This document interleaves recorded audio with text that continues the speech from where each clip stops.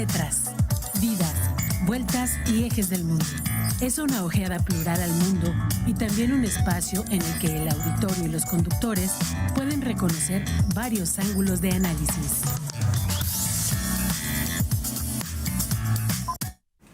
¿Qué tal? Muy buenos días. Aquí estamos como todas las semanas, todos los miércoles de 9 a 10 de la mañana en su programa Tetras. Y nos da mucho gusto estar aquí con ustedes miércoles con miércoles. Hoy tenemos un invitado que es el ingeniero Cervantes. Nos quiere invitar para una actividad muy peculiar, característica, ya puede decirse, de Querétaro, que desde hace tiempo despertó a la vida política, a la vida pública, pero ahora está mucho más inquieto que antes. Y el ingeniero Salvador pues tiene una historia muy peculiar también aquí en Querétaro. Desde muy joven, desde su época de estudiante, fue incluso perseguido, ¿sí?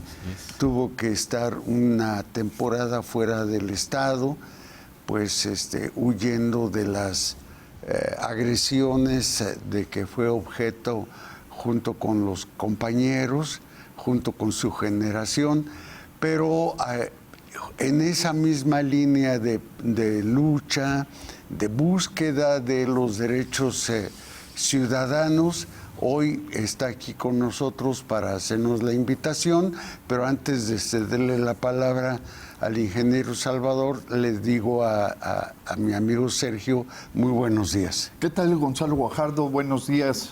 Salvador Cervantes, buen día. Buenos días. Bienvenido a todos, ¿no? Gracias.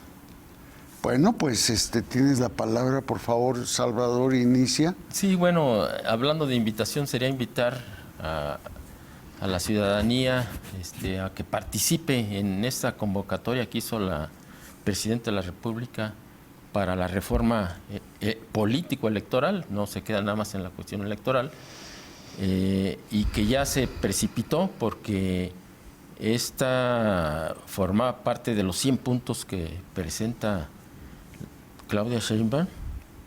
Es el punto número 10 y lo anunció, lo ha estado anunciando, y ahora se precipitó ya porque se creó una comisión que encabeza Pablo Gómez y que tiene como objeto recabar todas las opiniones, no solamente de la Ciudad de México, sino de toda la República, y para ello tiene programado llevar a cabo foros para que se presenten allí las propuestas que la ciudadanía en los diferentes estados vayan a hacer. En Querétaro le toca el día 10 de octubre, o sea, ya estamos hablando de la semana que entra. Ajá.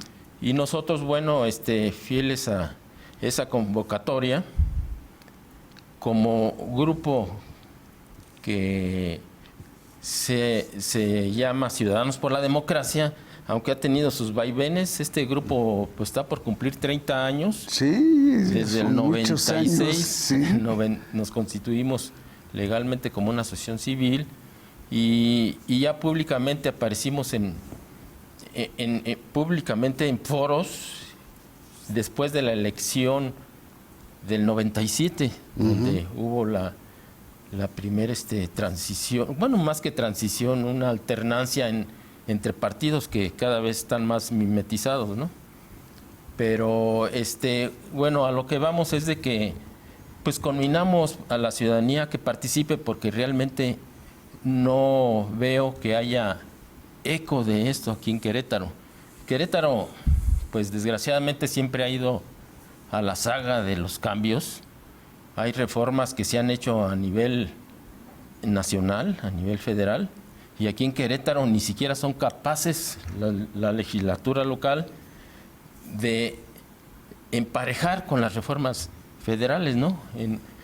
Acaba de pasar ahorita parte de la discusión de esta reforma que tiene que ver con con despenalizar el aborto. Así es. Querétaro es de las pocas entidades que se oponen, ¿no? Con el discurso de que defendemos la vida y esta de los panistas, ¿no?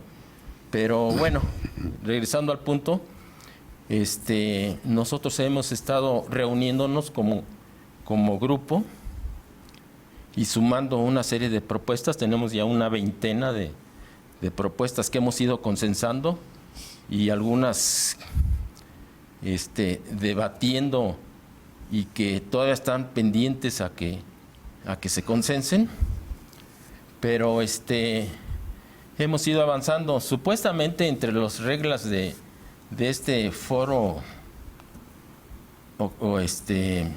que va a ser el gobierno federal a través de esta comisión, se va a permitir la participación, creo que 5 minutos por persona que quiera verbalmente expresarla. Nosotros vamos a llevar un documento firmado por los miembros Ciudadanos por la Democracia, con toda la relación de propuestas que hemos consensado, y si nos permiten, pues a lo mejor entre unos 4 o 5 de los miembros que le den sus 5 minutos a cada uno y verbalmente expresar las diferentes propuestas que llevamos. Esa es más o menos la idea. ¿Dónde va a ser el foro? Creo que todavía no hay lugar establecido.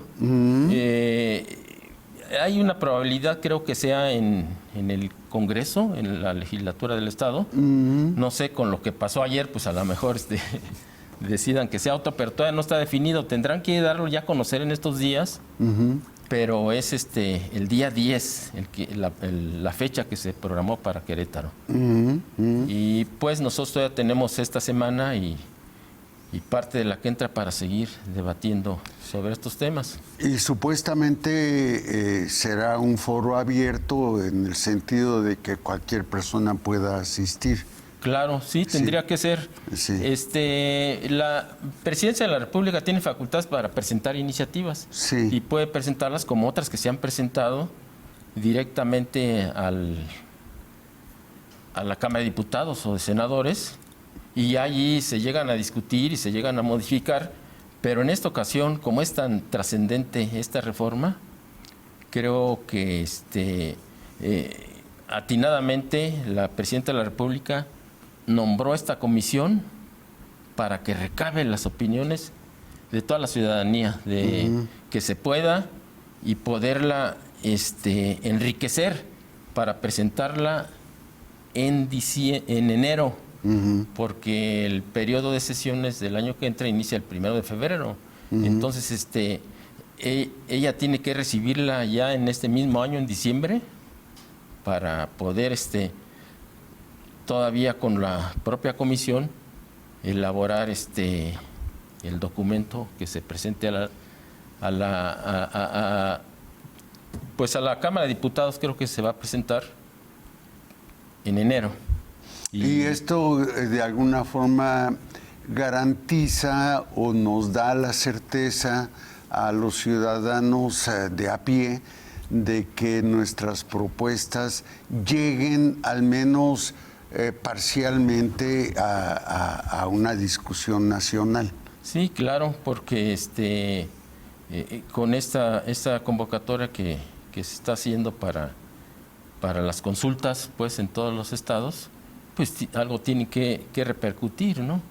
Algunos levantaban ya la mano y que querían que se les tomara en cuenta en la comisión a los dirigentes de los partidos llamados ahora de oposición, pero pues no representan ellos ya gran cosa. Entonces debe ser a la ciudadanía en general, y qué bueno. Y parte de la reforma precisamente tiene que ver con esto, con la participación de la ciudadanía.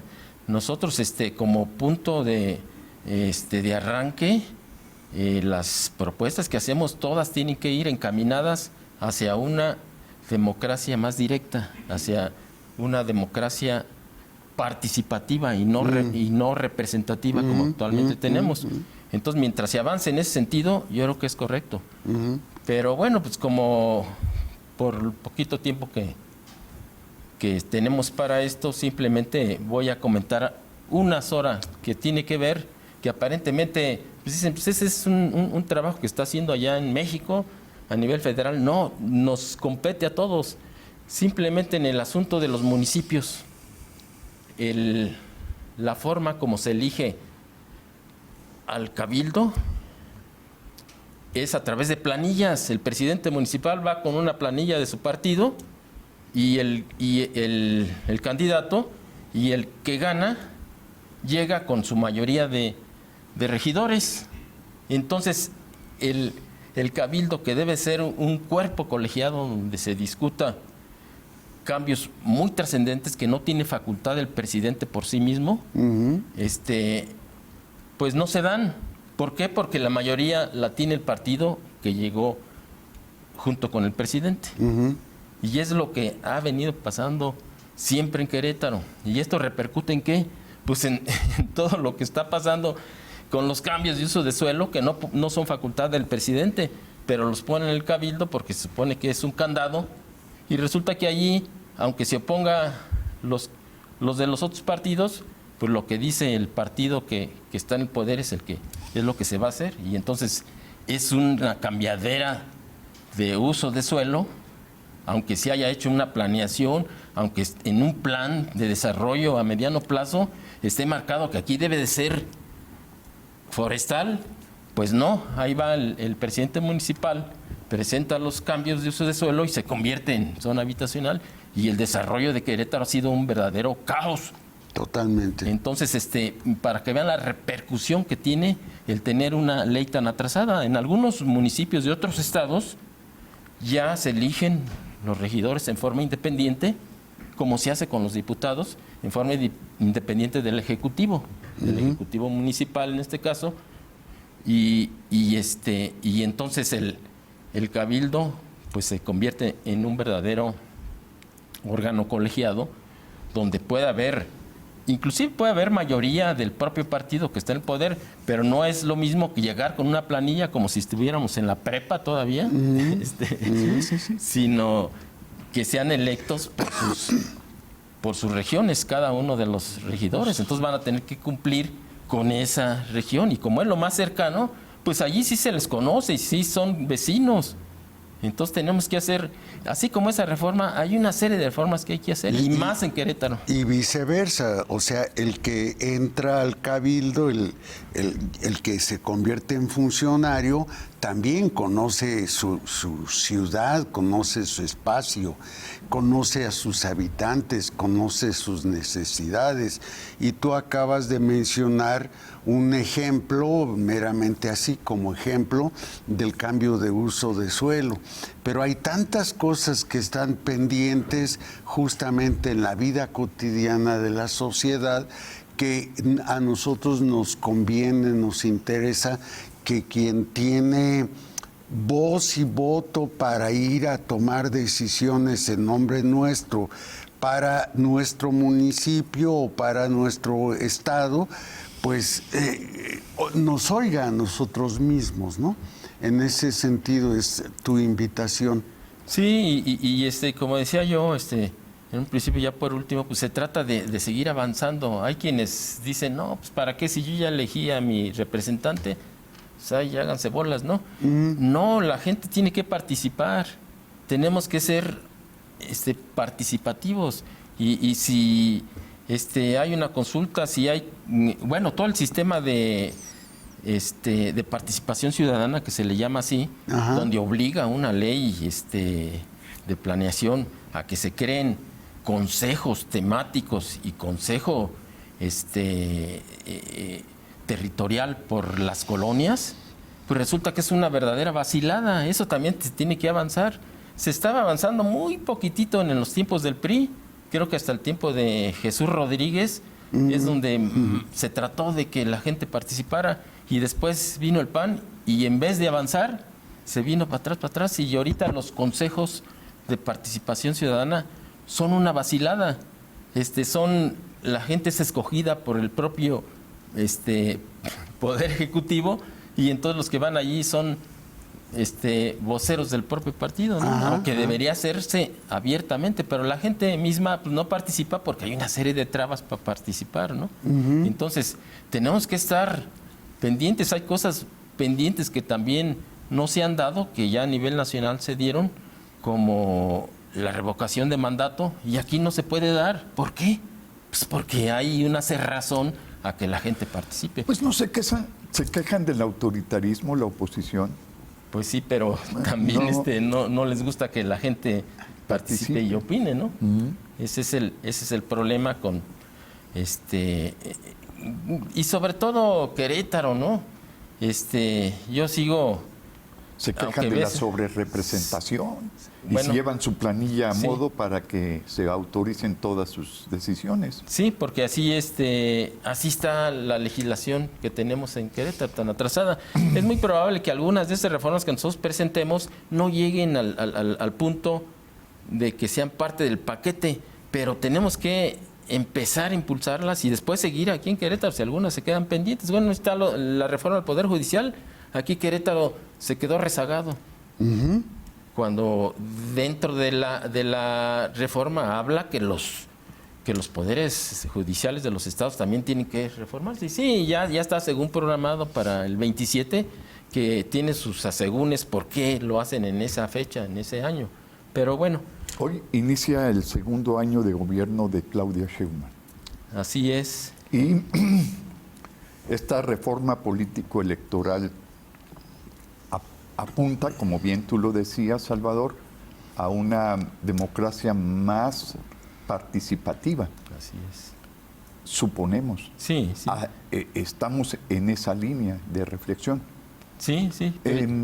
Uno de los puntos más sugerentes de esta reforma electoral es para los plurinominales. Ujú. Esa es una discusión que se tiene que dar. Nosotros tenemos ya consensadas algunas propuestas en ese sentido.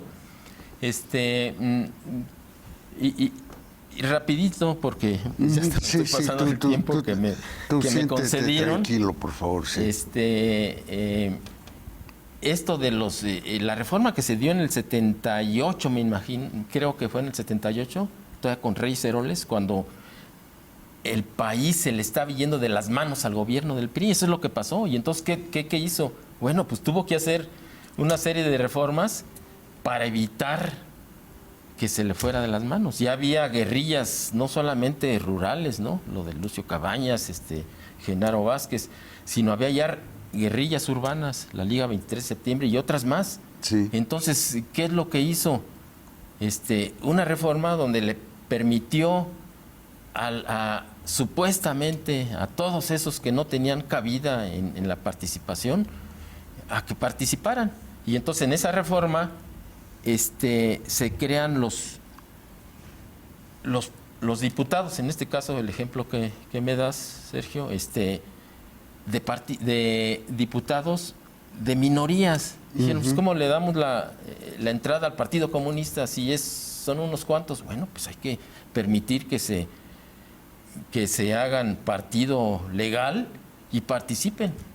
Entonces, esa reforma no estuvo mal, pero después se fue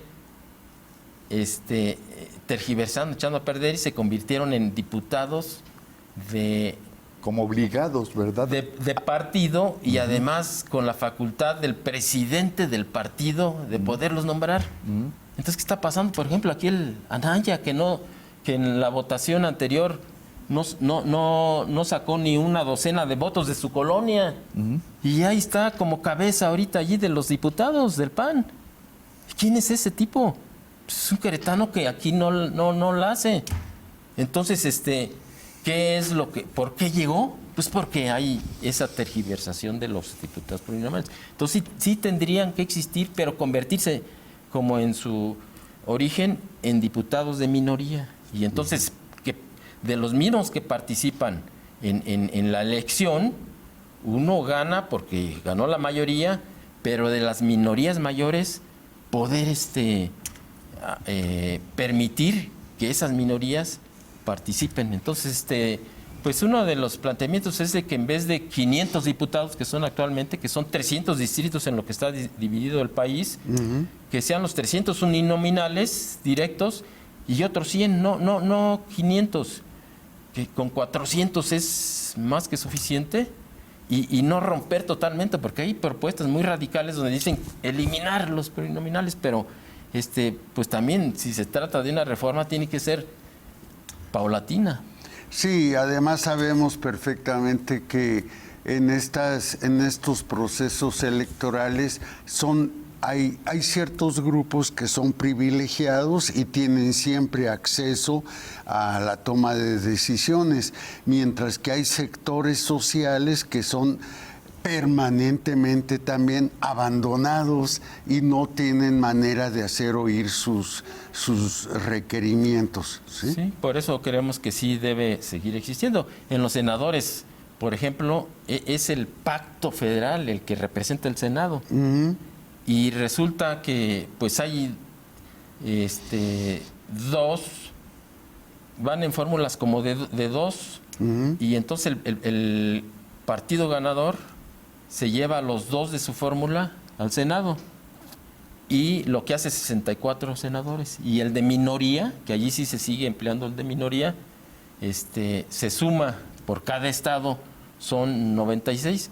Pero lo más curioso del caso es que de repente, en quién sabe qué momento, inventan plurinominales para el Senado, lo cual es un absurdo, porque si estamos hablando del pacto uh-huh. federal, pues tiene que ser por estado. Entonces, allí hay que eliminar esos llamados plurinominales. Allí no deben existir los plurinominales en el Senado. En el Senado, para que en vez de que quede de 120 y tantos el cuerpo colegiado, quede en 96. Son 3 por estado, uh-huh. que queden los de minoría. Entonces allí sí es factible. Uh-huh. Es más fácil eso, ¿no? Pero bueno, ese es exactamente de lo que se trata, de que participe todo el mundo, aunque sean minorías. Fechas para esta convocatoria. Es el 10 de octubre, creo que es el viernes de la semana que entra. Habría que estar muy al pendiente del lugar. No lo han publicado, pero pues invitación a toda la ciudadanía, a las organizaciones sociales, claro, a todos aquellos que a los sindicatos, a todos aquellos que estén pues pensando en democratizar al país, seguir democratizando al país. Sí, hay varias formas de participar, inclusive electrónicamente, y mandar las propuestas. Hay una plataforma, etcétera. Pero yo creo que lo presencial es importante, sí. Porque allí cualquier ciudadano puede ir y decir su palabra, ¿no? El 10 de octubre es efectivamente el viernes de la semana próxima. Sí. Y bueno, pues te queremos agradecer el que nos hagas esta invitación. Ciudadanos por la Democracia Hoy tiene que hacerse notar con más claridad. Ya sabemos que la noción de democracia es una noción un tanto vaga, uh-huh. Y justamente la participación de personas como tú, de ciudadanos como tú, son las que le pueden ir dando una consistencia efectiva a la democracia y que no quede meramente en un membrete o en el nombre de una orientación meramente de pantalla, sino donde efectivamente la sociedad pueda hacerse oír directamente, ¿sí? Claro. Y para eso también son los foros, ¿sí? O los encuentros públicos.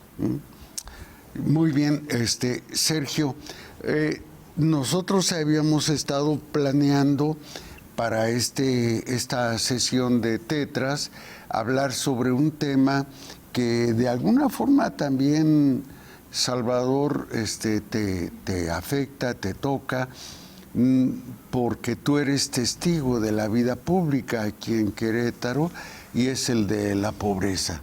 Los pobres son pues una grave afrenta para nuestra sociedad, porque habla de una dificultad terrible para lograr una democracia económica distributiva, es decir, que a todos les llegue al menos un mínimo digno que les permita sobrevivir día con día a sus necesidades personales y a las necesidades en general de toda la sociedad. En ese sentido, bueno, pues como digo, habíamos estado pensando en hacer esta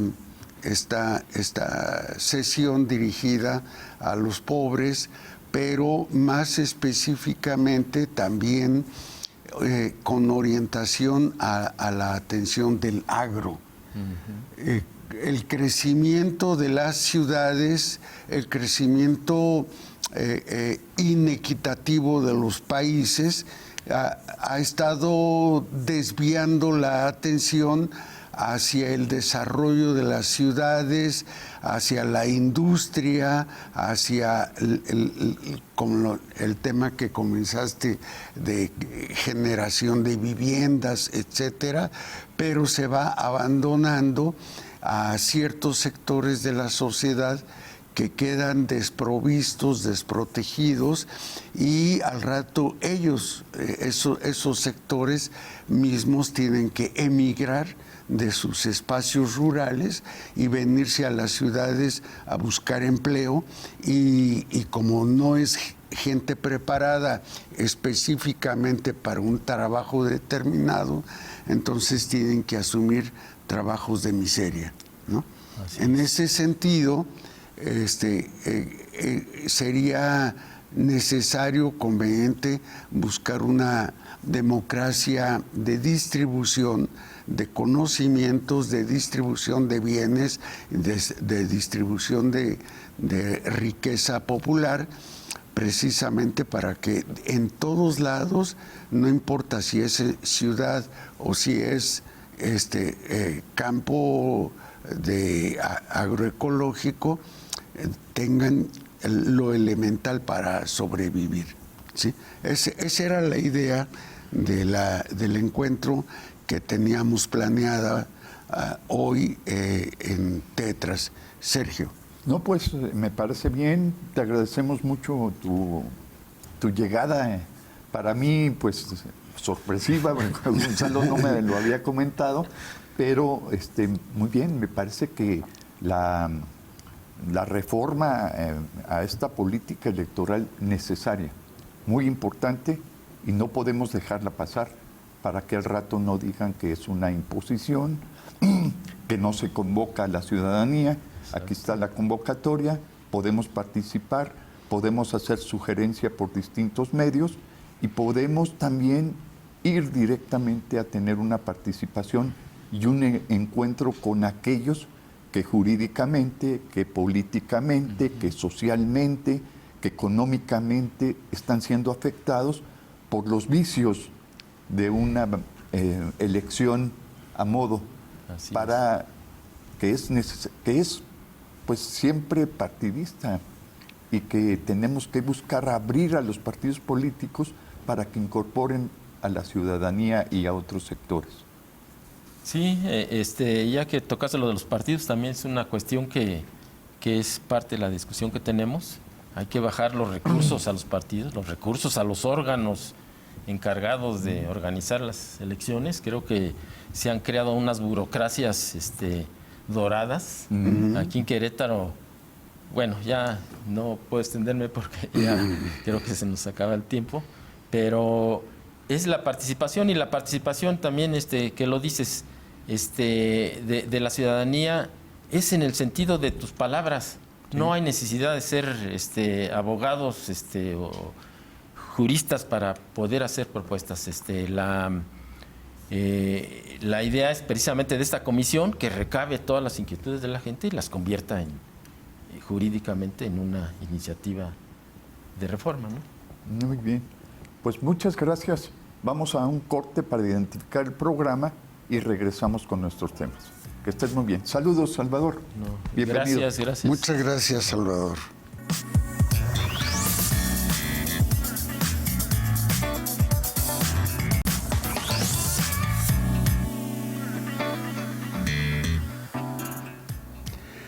Pues estamos ya de regreso en este día en que tenemos el gusto de participar junto con ustedes. Y como les señalaba, les señalaba yo antes del corte, habíamos estado pensando en trabajar junto con ustedes el tema de la pobreza y más específicamente el tema de la pobreza en el medio rural, porque con el crecimiento de las grandes urbes, con la atracción que ejerce justamente en la ciudad de Querétaro, en el estado, o la Ciudad de México en el país, u otras ciudades centrales en cada estado, la atención de la sociedad se orienta hacia esos focos, pero se descuida el resto de la sociedad, el resto de la población. Y entonces resultan consecuencias paradójicas como la que estamos viviendo en Querétaro, que la zona metropolitana de Querétaro está con ciertas ventajas, con ciertas ofertas de trabajo o de disposición de herramientas, materiales y producción nueva, mientras que las zonas marginales o las zonas en la periferia están siendo abandonadas.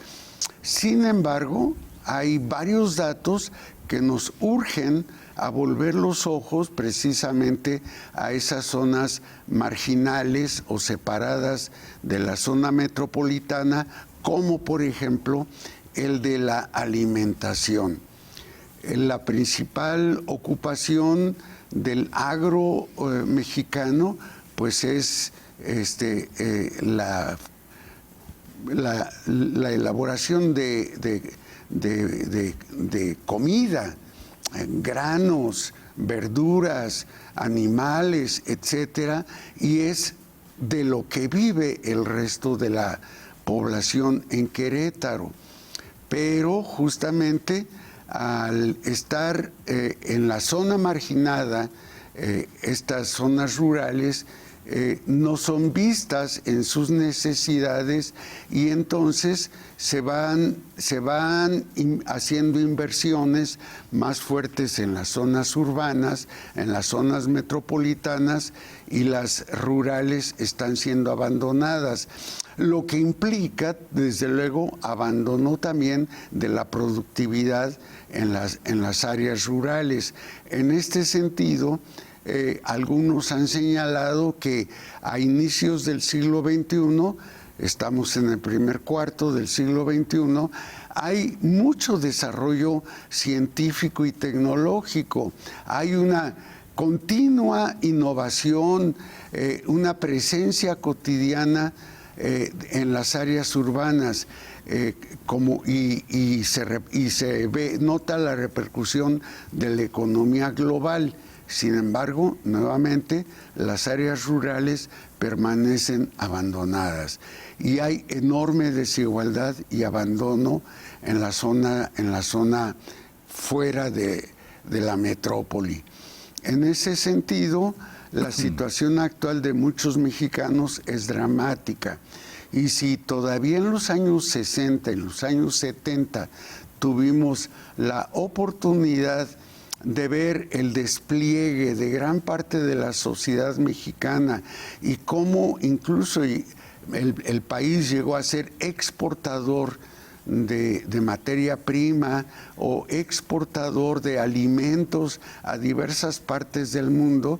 Sin embargo, hoy más bien la condición es justamente la inversa. Estamos viviendo un siglo XXI dramático que no nos posibilita, por ejemplo, desarrollarnos ni siquiera desde el terreno académico, porque escasean las escuelas, escasean los centros de investigación y los centros educativos en nuestro estado.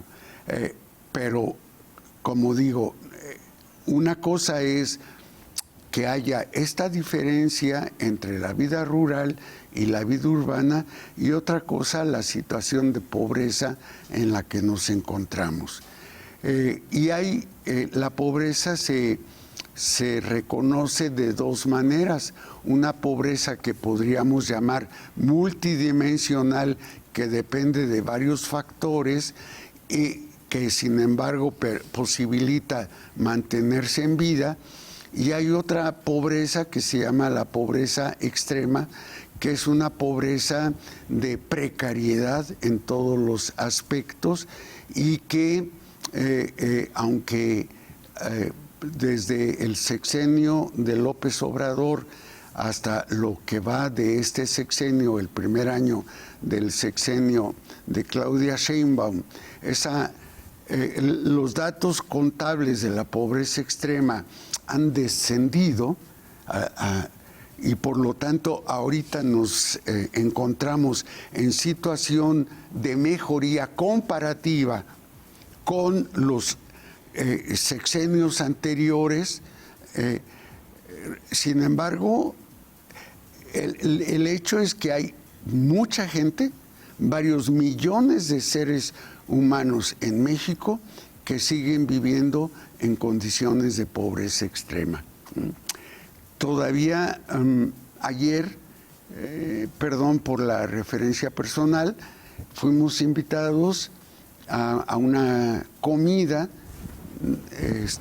Éramos nomás 3 personas las que estábamos allí, y la precariedad de los alimentos era dramática. Nos sirvieron unos tacos vastos, pero con producto alimenticio de pena, ¿no? Porque la gente no tiene otra cosa que ofrecer, y no va a prescindir de la relación con los demás, no va a prescindir de relaciones de afecto, pero su pobreza no le da para más. En ese sentido, la pobreza extrema que estamos viendo en estas áreas marginales de las grandes metrópolis, pues es muy dramática. Y por eso nuestro interés era estar refiriéndonos a los temas que corresponden justamente a los núcleos que tienen que desarrollarse en cada sociedad para poder decir o poder hablar de esto que Salvador Cervantes hablaba hace un rato, de la distribución, de la democracia distributiva, y no nada más de un concepto difuso o vago. En ese sentido, las diferentes dimensiones en que se puede entender según se atienda o se deje de atender, desde los que se puede atender el bienestar de una sociedad, son varios segmentos o varios rubros. Estamos hablando de la educación. La educación es fundamental para una sociedad como la del siglo XXI. La salud es fundamental. Esta ha sido siempre un reto para los mexicanos, el tema de la salud, la seguridad social, la vivienda, la alimentación, el empleo, los servicios sanitarios, la recreación, las relaciones con el entorno geográfico y urbano, y de esta manera, si se atienden todos estos factores, todos estos elementos, podemos decir que tenemos una sociedad, dijéramos, equilibrada con justicia distributiva. Pero mientras estén fallando algunos de estos rubros, entonces lo que tenemos que estar lamentando es la proximidad ya de acercarnos a una condición de pobreza extrema. Bueno, las estructuras de las sociedades modernas evalúan y califican, certifican, con estos indicadores pues el desarrollo social. Y en ese sentido hubo momentos en la historia mundial, yo diría la historia universal, en donde parecería que tendríamos que colocar países del primer mundo, países del segundo mundo, países del tercer mundo, por su nivel de desarrollo, evaluados en función de estos indicadores.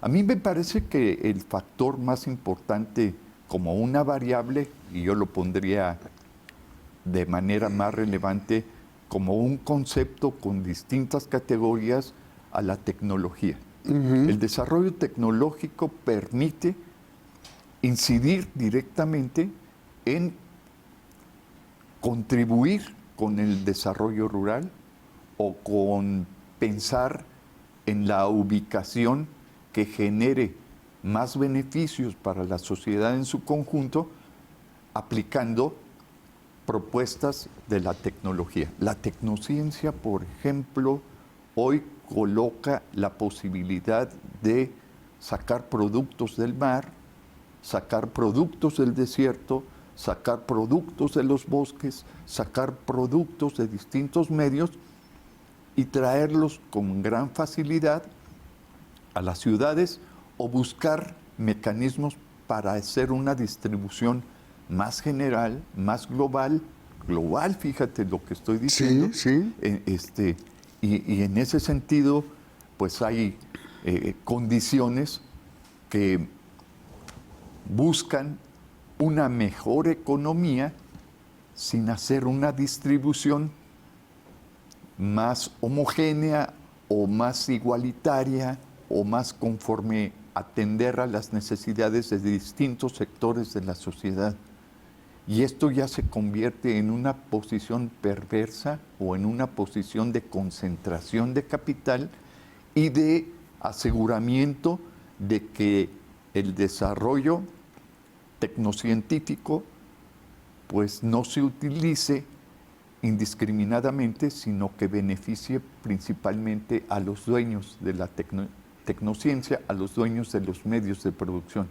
Y esto me parece demasiado ambicioso y me parece también demasiado perverso, porque quedan desprovistos de los grandes beneficios de la tecnociencia grandes sectores de la sociedad, principalmente los del medio rural.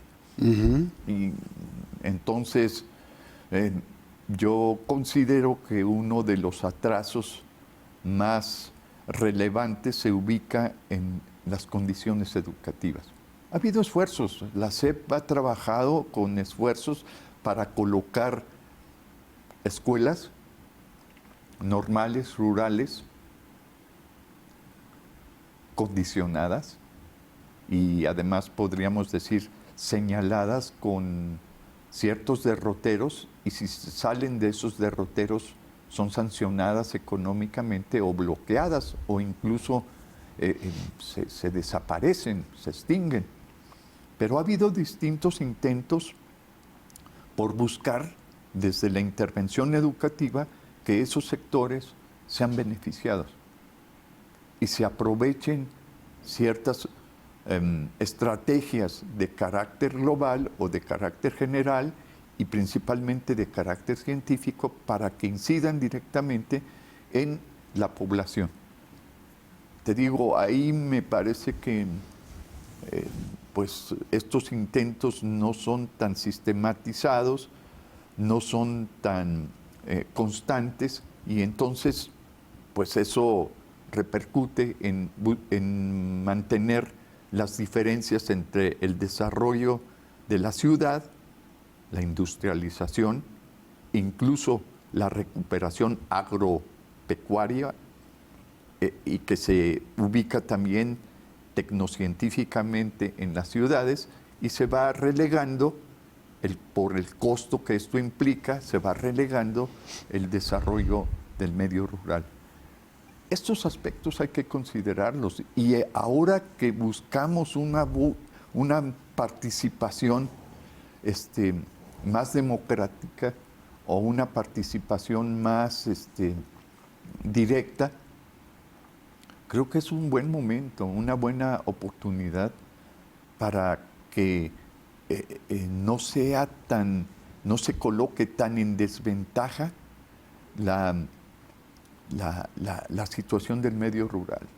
Gonzalo, es impresionante las diferencias. No tenemos que ir tan lejos directamente a la orografía del medio rural.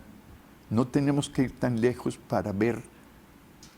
Salgamos 5 kilómetros a la redonda de la ciudad y ahí ya podemos observar las distinciones que se presentan entre cómo se benefician y se aplican grandes presupuestos en el desarrollo de la ciudad y se marginan al medio rural por el costo que esto implica o por los pocos beneficios que esto representa para los inversionistas o para los dueños de los capitales. Es correcto.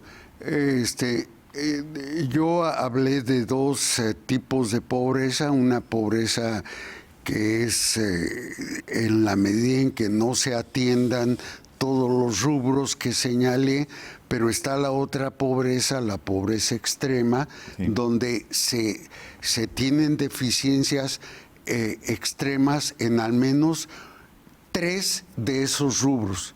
Si hay deficiencia en al menos 3 de esos rubros, la persona vive en situación de pobreza extrema.